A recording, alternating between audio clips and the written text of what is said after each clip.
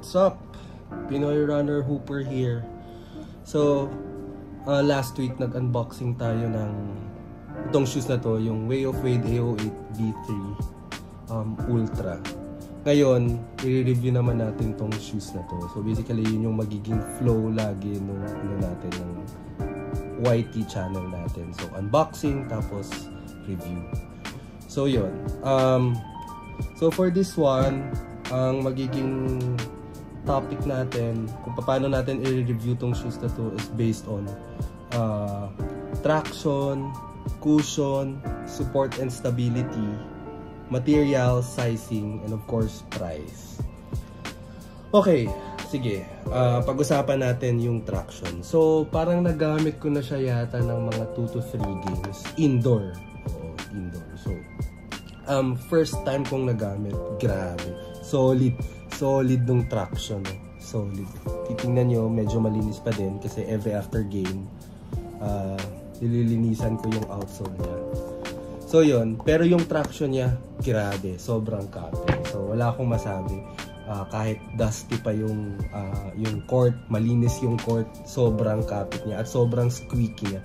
Although wala namang kinalaman yung squeakiness, no, yung dun sa traction, pero yun, grabe, wala akong masabi sa traction nito. Kung i-rate ko, 5 out of 5.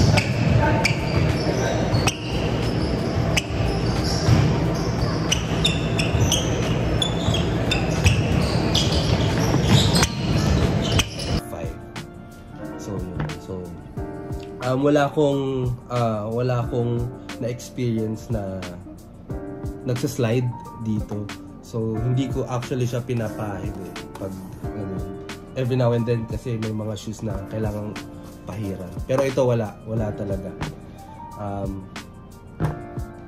Rekta na talagang makapit siya pagkalaro mo. Okay, sa cushion naman, parang straightforward lang siya. Malambot. Sorry, hindi pala ganun gaano kalambot. Medyo matigas. Pero okay na din, not bad na rin. Compared sa ibang shoes na talagang zero yung ano niya, no? Yung cushion niya. Pero ito, meron pa din somehow kasi meron siyang ano, kung nakikita niyo yung white na yan, yung foam na to. Medyo malambot pa rin. Okay naman siya. I-rate ko siya ng 3 out of 5 yung cushion niya. Pwede mo rin siyang actually palitan. So I suggest kung meron kayong mga insole, before nyo ilaro, palitan nyo na agad. Kasi didikit siya. Ayan, didikit siya. Lalo na pag uminit. So yun. Okay, support and stability. Dito sa heel, counter heel, no? Itong plastic na to, parang nare-remind niya sa akin yung anong tawag dito, anong shoes na yun, yung sa Anta Shockwave 5. Meron din kasi ako noon Anta Shockwave 5. So parang similar sila ng build, parang plastic dito, tapos parang may nagbo-bulge dito. So yan, parang same sila actually ng support and stability. Parang plastic yung pagkakagawa dito. Tapos yun, dito rin may plastic. Alam ko yung sa Shockwave 5 meron din yung plastic dito eh. So parang same siya actually. Kung i-compare ko siya sa ibang shoes, siya yung parang most comparable shoes dito sa itong ano na to, itong shoes na to, itong 808 dun sa Anta Shockwave 5. So yun. Although mas maano lang siya, mas parang ano bang tawag dito? Low top ba yun? Yun. Pero yun, in terms of sa support and materials, parang malapit siya dun sa Anta Shockwave 5. So yun. And then yun, yung support naman niya dito sa lateral movement, okay din. Never akong natapilok or never akong yung ano tawag doon, yung pinky toe na nag-scratch dito. never kong na-experience yun. So, okay naman. Okay yung support and stability niya. So, yung support and stability niya, i-rate ko ng 4.5 out of 5. Kasi okay siya. Parang titingnan mo at a glance, parang wala siyang support and stability. Pero, dude, grabe yung ano niya, support and stability. Okay, 4.5 out of 5. Yung materials naman. Sa materials, parang feel ko medyo synthetic yung dito niya. Medyo may pagka feels, no, na synthetic dito. And then dito plastic din. So yun nga, makikita nyo medyo na nagasgas. Tapos hindi na natanggal yung dumi. Ayan, no. So, wala naman tayong problema doon, pero siguro ako medyo maselan lang. Gusto ko talagang makuha, but yun, hindi siya nakukuha. So, yung upper niya, maganda. Yun nga, medyo synthetic feels. Pero, hindi naman siya, hindi umiinit yung paa mo kasi tingnan mo, makikita mo dito, may butas-butas na. Tapos, yung tongue niya, ayan, pati yung lacing system niya, so parang fluid lang siya. Yan, parang straightforward, isusuot mo tapos isisintas mo, yun na. Tapos konting break-in lang, okay na siya, goods na siya sa paa mo. So yun yung feels ng 808. Tapos, eto, may carbon fiber dito. Ayan, oh, may carbon fiber din dito. So sabi nila, springy daw yung pagkakatalon mo. Ewan ko, kasi hindi naman mataas yung talon ko, so siguro hindi ko na ma-maximize yung full potential ng shoes na to. Pero, yun, sa totoo lang, maganda rin yung ano niya, yung return ng energy niya. Dahil nga may carbon fiber siya. Tsaka magaan. Tsaka, grabe, ang ganda niya sa paa. So, yun. Tapos, next naman yung sizing.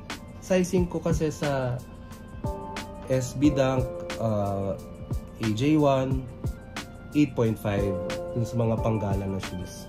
Pag sa basketball, running, size 9.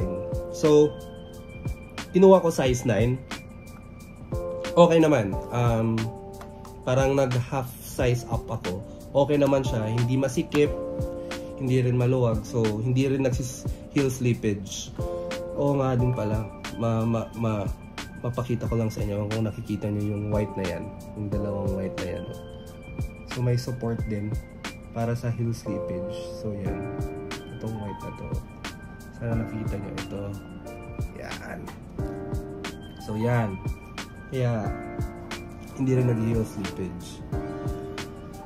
So yun, ang size ko dito size 9. Same din dun sa mga iba kong performance shoes, basketball shoes at running shoes, size 9 lahat. So wala akong naging issue dito. So, yan. Siguro kung size 9 kayo sa Nike, sa mga pang basketball nyo, running, kumuha rin kayo ng size 9. Okay yung sizing din yan. Okay. Punta tayo sa pricing.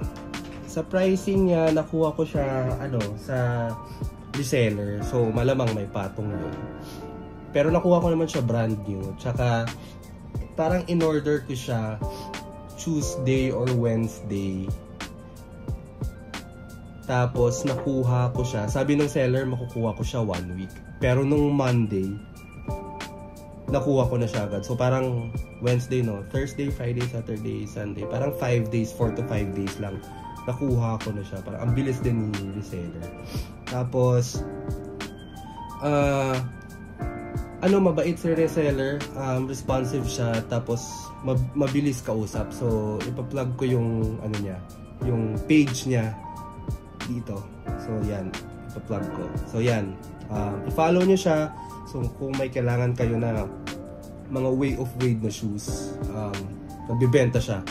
Meron din siyang ibang colorway nito. Nakita ko. Yung Dream yata yun. So, yun.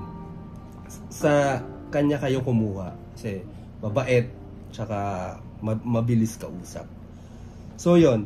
Nakuha ko siya ng 5,300 dun sa reseller na yun. Pero kung i-check nyo sa Lazada, sa Taobao ba yun? So parang ganun din yung price parang 5,000-6,000. Pero sa kanya, sa reseller, nakuha ko siya ng 5,300. Not bad na din. Tsaka, kung iisipin mo yung performance, overall performance ng shoes na to, grabe, parang exceed pa niya dun sa price point na yun. So, kung i-compare ko siya sa ibang shoes na nabili ko sa Nike, mas maganda pa to. Tapos yung price pa niya, no, 5,300. So, yun. Siguro kung irarank ko siya sa mga shoes ko ngayon, probably nasa top 5 to.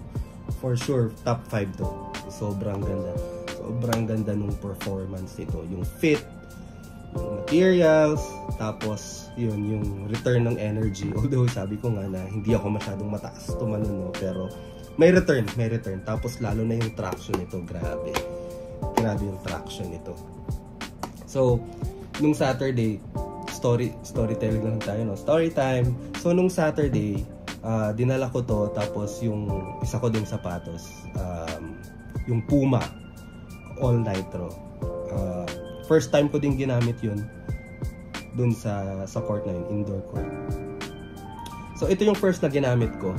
Tapos, nung ginamit ko na yung Puma dun sa court, indoor yun sa YMCA. Grabe, ilang balik lang, nagslide na ako. Tapos imagine, nilinisan na yung court na yun ni Kuya dun sa YMCA. So bago kami nagsimula, nilinisan na yung court, yung gym. Tapos ilang balik pa lang ako, grabe nagsislide na ako dun sa Puma na yun. Ewan ko, siguro kailangan lang i-break in, hindi ko alam.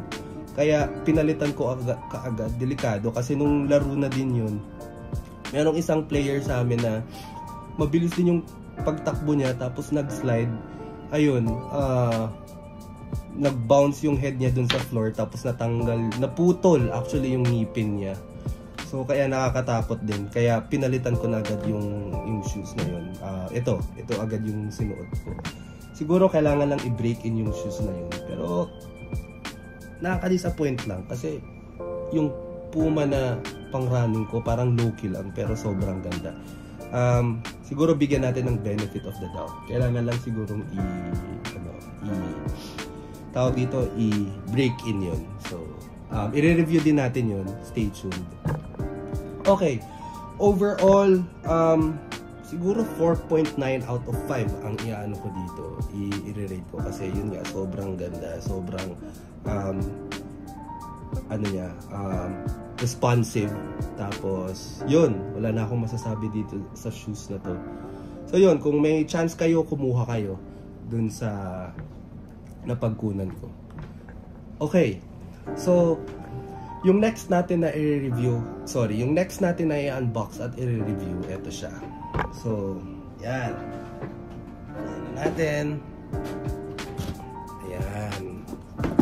So, stay tuned kayo mga ka-runner hooper. So, yan o. Nakikita nyo. Ja Morant. So, yan. Next week ko to ilalabas i-release yung unboxing. Then, following week naman, yung performance review. Pero, yun. Sneak peek lang. Oh, okay na yun. So yun, salamat sa panonood. Kita-kits ulit next week. Bye!